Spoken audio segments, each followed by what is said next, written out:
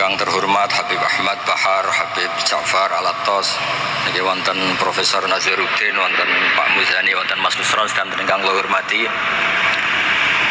Yang spesial, saya ini punya dua permintaan. Satu, jangan diundang lagi. Dua, saya minta maaf kalau yang ingin ngundang, mohon nggak usah diteruskan. Saya akan cerita yang ilmiah. Saya terima kasih tadi sama Habib Abdullah bin Ja'far sama Ustadz Hasan Saifur Rijal. Begini, kenapa saya banyak dikutip para narasumber? Karena saya ini jenis kiai yang otoritatif. Jadi saya ini karena nggak menteri, sehingga kalau belajar itu serius sekali. Ya alhamdulillah ini ada Pak Muzani, orang yang bisa ngelantik seseorang jadi presiden. Masih punya utang satu, bisa nggak ngelantik kita jadi ahli surga? Begini, kalau cerita ilmiah, nanti saya baca hadisnya. Ada kelebihan kita jadi manusia itu justru karena ketidaktahuan kita. Kita tentu hingga detik ini tidak melihat surga langsung, tidak melihat neraka langsung, apalagi melihat Allah Subhanahu wa Ta'ala. Tapi selalu ada teori, dan ini dibenarkan oleh semua ulama karena ini nas itu mansus. Ini di antara kelebihan Rasulullah SAW adalah diutus kafatan linnas untuk semua orang. Sehingga ada orang ditanya, dengan apa kamu tahu kalau Tuhan itu satu? Orang ini dengan enteng menjawab, innal isnaini, angka 2, 3, 4 dan seterusnya. Nisbatul dzalika ilal wahid nisbatul far'i ilal asli. Jadi segampang itu nerangkan ayat qul huwallahu ahad. Allah itu satu. Karena angka itu 2, 3 sampai 1 miliar 1 triliun. Nisbatul dzalika ilal wahid nisbatul far'i ilal asli. Semua itu asal usulnya satu.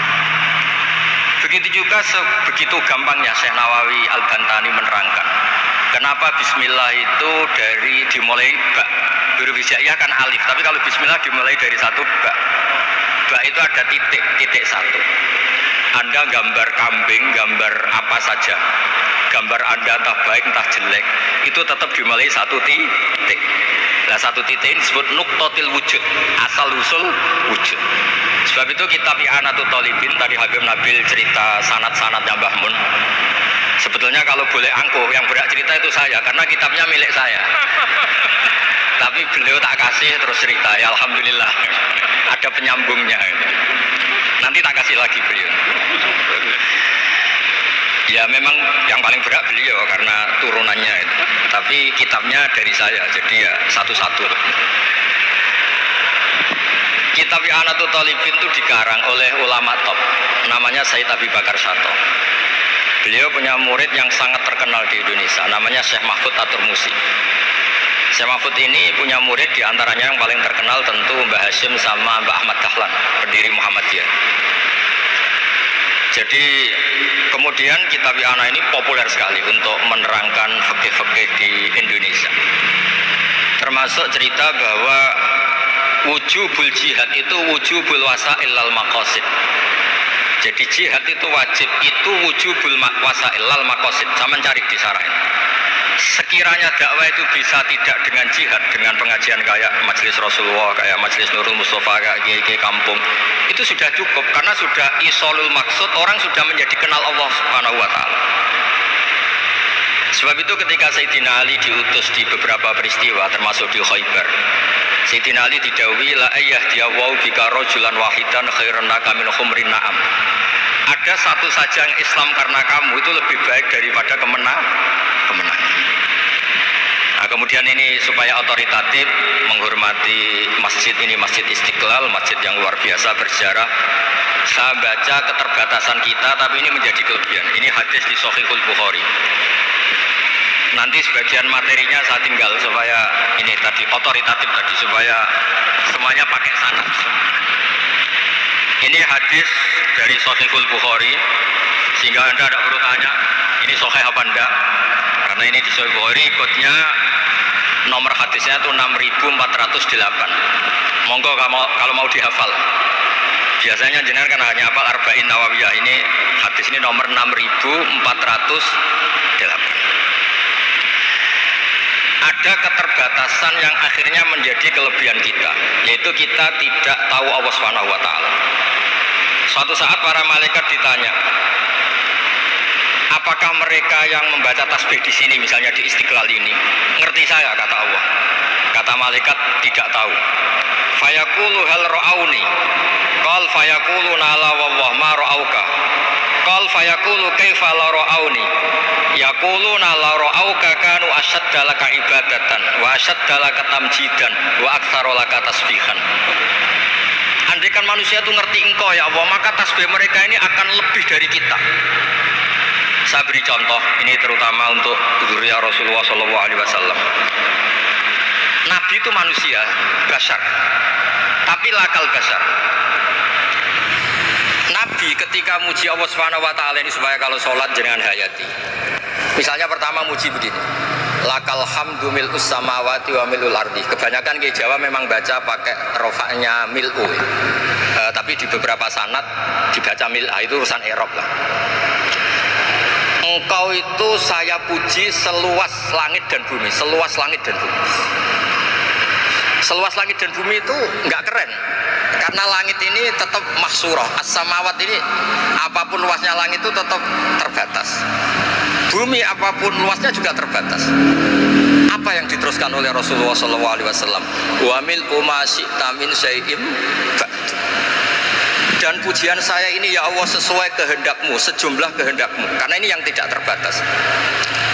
Begitu juga ketika Nabi dengan keterbatasan sebagai manusia, bukan sebagai Habibullah, atas nama manusia. Nabi itu punya dua sisi, kadang sebagai basyar, kadang sebagai Habibullah. Dan sama-sama penting untuk mengawal Islam ini. Saya ulang lagi, sama-sama penting untuk mengawal Islam ini. Ketika Nabi sebagai basyar ngendikan begini, la nuhsi Allahumma lakal hamdu hamda yuwafi ni'amaka, misalnya pakai mukhatab, wa yukafi mazidak. Saya memuji engkau ya Allah dengan pujian yang sesuai jumlah nikmatmu, wa yukafi mazidak, dan bisa berserasian dengan tambahan-tambahan nikmatmu. Tapi apapun luasnya nikmat itu terbatas, sehingga Nabi nambahi, la uhsi thana'an alita anta kama atneta ala nafsik. Saya muji ini tidak terhitung, sama sejumlah pujian yang engkau lakukan. La uhsi atau la nuhsi thana'an alika anta kama atneta ala nafsik. Sehingga ini kreasi-kreasi Bani Adam yang malaikat itu tidak bisa. Saya ulang lagi, ini kreasi-kreasi Bani Adam yang bakat malaikat itu tidak bisa. Ini saya baca di kitab Fathul Bari, ini sarahnya kitab Bukhari. Kata Imam, ini saya ulang lagi, ini kata Imam Ibnu Hajar al-Asqalani, pensarah terbaik Bukhari. Jadi Sahihul Bukhari itu punya sarah paling terkenal namanya Fathul Bari. Itu gurunya Syekh Zakaria Al-Ansari. Syekh Zakaria itu dikenal sebagai Syekhul Islam. Itu berkahnya punya guru alim banget, kereng. Ibnu Hajar al-Asqalani itu kereng itu keras. Kalau muridnya tidak bisa itu keras sekali, tapi urusan ngaji saja. Terus punya murid itu pinter sekali, namanya Ibnu Hajar al-Haytami. Jadi beliau kalau mau ngaji ya susah, karena gurunya itu alim, nyuruh baca. Kalau mau ngajar ya susah, muridnya itu alim, takut salah. Jadi akhirnya pinter. Orang punya murid alim alama itu kan bingung. Makanya saya tidak suka kalau Profesor Nazar ngaji saya, nanti ngoreksi repot. Sudah gitu Islamnya beliau formal karena Menteri Agama, saya non formal. Lama-lama Islamnya beliau legal, saya ilegal. Kan jadi repot nanti. Makanya tadi tak bully, tak cocokkan. Kalau jenengan Menteri Agama sampai akhirat berarti top. Tapi kayaknya di akhirat saya yang ngelamar jadi Menteri Agama. Tidak ada, ini nggak penting. Ini hanya gejolokan saja supaya kelihatan bahwa menteri pun juga warga Indonesia. Begini kata Ibnu Hajar al-Asqalani, ini saya baca ya supaya penghormatan saya sama Habib Umar Hafid. Saya ini baca kitab beliau khatam serius, namanya Taujihun Nabi li Mardoti Bari, yang ditulis oleh Ustadz Fahmi bin Ali bin Ubaidun. Saya baca banyak, termasuk ketika beliau punya manhaj yang tidak populer, kata beliau, fala budda antuwattina nafsaka ala annana khudamatu hadal kaun. Kamu harus yakin bahwa tugas kiai, tugas ulama itu khudamatu hadal kaun, mengkhidmati semua alam raya ini. Dan jangan pernah putus asa, misalnya melihat non muslim terus kamu putus asa, ini non muslim enggak. Bisa saja suatu saat rubbama aslama fakhasuna islamu, bisa saja dia Islam fakhasuna Islam. Nah, ini wirasah nabawiyah, karena dulu Nabi ketika dari kampung Abdi Yalil dan disakiti, malaikat Jibal itu usul supaya kampung itu dihabisi, kata Nabi apa? La bal arju ayukhrijawa min aslabihim ma ya'budu wa la yusyriku bihi syai'an. Bisa saja bapaknya masih kafir, anaknya Islam, cucu-cucunya apa? Islam. Kayak apa Nabi itu? Rojaknya Masya Allah. Nah kemudian ini kembali ke tasbih tadi. Kata Ibnu Hajar al-Asqalani, yukhadu min hadal hadis anna dzikral hasil min bani adam a'la wa asyrafu min adzikri al hasil min al malaikah li husuli dzikril adamin ma akasrati syawaghil wa wujudi suwarif wa sudurihi fi alamil ghaibi bi khilafil malaikati fi dzalika kulli. Jadi kita ini enggak melihat Allah langsung, enggak melihat surga langsung, enggak melihat neraka langsung. Tapi cara kita zikir, wis nek wedi neraka yo nuwangis tenan. Padahal yo ora mesti mlebu neraka, lha nuwangis tenanan. Apa iman kita? Nah, iman seperti ini sesuai kriteria awal sing dikersakno Allah, alladzina yu'minuna bil ghaib. Maka andekan saya ini kok dikasih mukasyafah sama Allah untuk melihat surga, saya milih enggak melihat supaya ngikuti yang tetap ghaib. Nanti kalau saya melihat langsung kemudian iman, kata Allah, akeh tunggali aku iman mau melihat itu. Jadi kadang-kadang keterbatasan kita ini penting. Makanya masyhur Nabi pernah ngendikan tuba liman ro'ani wa amanabi, tapi wa tuba liman lam yaroni wa amanabi. Kalau orang melihat saya kemudian iman itu biasa. Ini orang zaman akhir tidak melihat saya tapi iman. Kadang-kadang itu enggak lewat Habib yang ganteng itu, enggak lewat Mudin. Terus Mudin di kampung rapati di duwe, ngono ku mulang tauhid ya mandi. Islam itu digawa Habib ya mandi, digawa menteri ya mandi, digawa Mudin ya mandi. Karena Islam itu kafatal, napa kafatal binnas. Nah yang enggak dipunyai malaikat adalah tadi seperti cerita saya tentang Imam Amudi. Segampang itu. Makanya di tradisi pondoknya Mbah Maimun itu ada tradisi qaddimid dirayah ala riwayah. Logika riwayat itu penting karena itu menjadi nyaman. Ya kayak tadi, Allah itu satu. Ketika kita berpikir angka 2, 3 sampai sekian miliar, sekian triliun, nisbatu dzalika ilal wahid, nisbatul far'i ilal asl. Semua itu dibanding angka 1 adalah cabang. Gambar kayak apa ruwetnya dinisbatkan asal usulnya mesti satu nuktoh, yaitu satu titik. Nah satu titik ini kata pengarang Ianatul Thalibin, bi kana makana wa bi yakunu mayakun. Nah kemudian terakhir ini nggak boleh lama-lama. Kalau lama-lama nanti sampean pinternya nyanyi saya. Jadi sudah. Tapi nggak apa-apa. Saya ini termasuk kiai yang sudah diundang. Ini termasuk Pak MPR, nggak boleh ngundang saya. Pak Nusron apalagi nggak boleh. Itu kalau di kampung sama saya hormat. Kalau di sini kok kayak menteri gitu. Menteri betul tapi.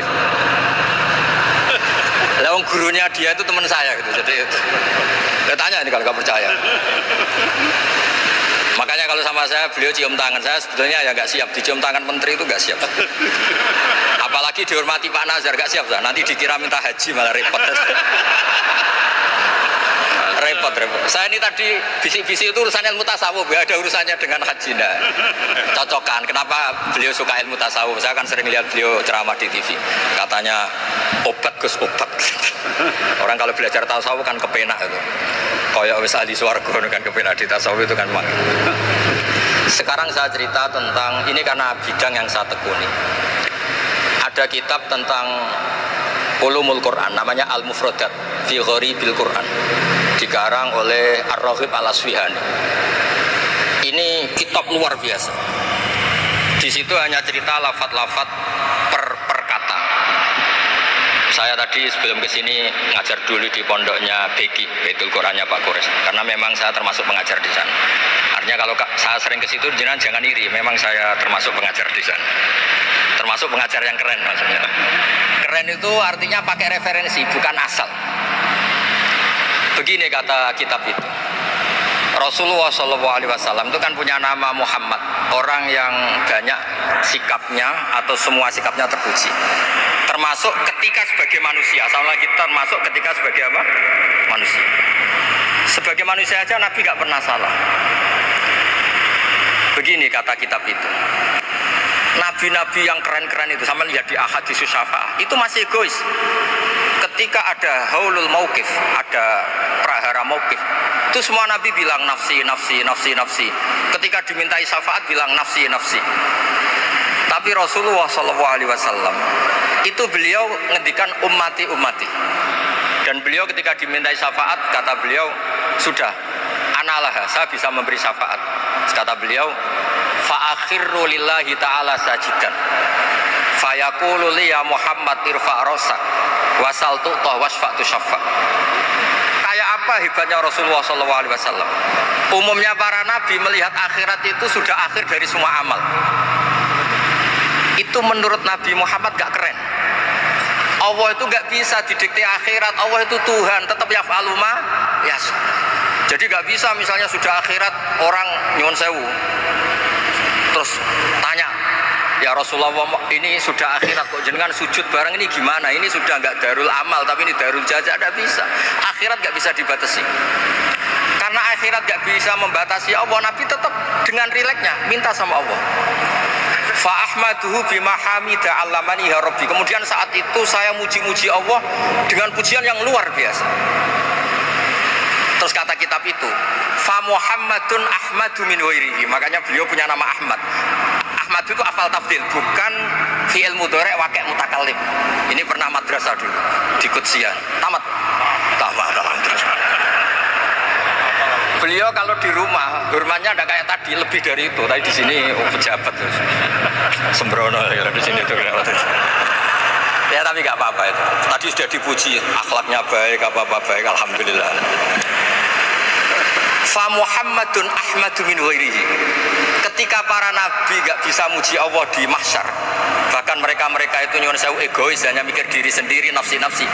Rasulullah Muhammad ini punya nyali untuk muji Allah dan tetap mengajukan permohonan apa? Syafaat. Makanya disebut fa Muhammadun ahmadu min ghairi. Sampeyan lihat di Bukhari, di Muslim. Fa ahmadu fi mahamida 'allamaniha rabbi. Tetap muji-muji Allah. Nah, bukti bahwa teori saya benar dan otoritatif adalah yang enggak bisa hilang di surga itu juga wiridan. Ketika kita masuk surga, apa kita kegiatannya? Da'wahum fiha subhanakallahumma wa tahiyyatuhum fiha salam wa akhiru da'wahum alhamdulillahi rabbil alamin. Kemudian ini juga yang terus kemudian dinyatakan al-baqiyatus sholihat. Ini kalimat-kalimat yang abadi. Karena apa? Di dunia ya kita bilang subhanallah alhamdulillah, di akhirat kita bilang subhanallah. Kayak apa kerennya kita sebagai Bani Adam. Nah, makanya disebut alladzina yu'minuna bil ghaibi. Wong tidak melihat Allah, tidak melihat surga, tidak melihat neraka, tapi iman kita ini kayak iman sing musyahadah. Iman sing hakul yakin, ainul yakin.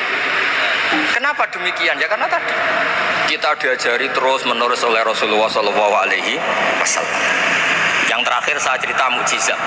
Ini juga terkait dengan betapa mudahnya hadatin ini di logika, dicerna. Kata Rasulullah SAW, sabda Nabi di hadis, salang lagi ini hadis sahih di bab awal Fadailul Quran di Sahihul Bukhari. Dicek, kalau nggak percaya dicek. Ma minal anbiya'i nabiyyun illa utiya minal ayati ma misluhu amana alaihi bashar wa innama kana alladhi utitu wahyan auhahu wa ilayya fa arju an akuna aktsarahum tabi'an yaumal qiyamah. Enggak ada nabi kemudian kecuali dikasih wahyu, dikasih mukjizat. Dan mukjizat ini dahsyat sehingga orang itu dipaksa iman. Kayak Nabi Soleh, ada unta besar keluar dari batu. Nabi Musa punya tongkat dipukulkan ke Laut Merah, langsung menyibak jadi daratan. Tapi kata Nabi Muhammad SAW, saya itu tidak punya mujizat kayak itu, juga gak ingin. Saya ini dikasih mujizat Al-Quran. Dan saya berharap karena mujizat Quran ini adalah terus kemudian umatku menjadi yang terbanyak ila yaumil ya. Sekarang kita berlogika. Ini kata kitab Fathul Bari lagi. Kita berlogika.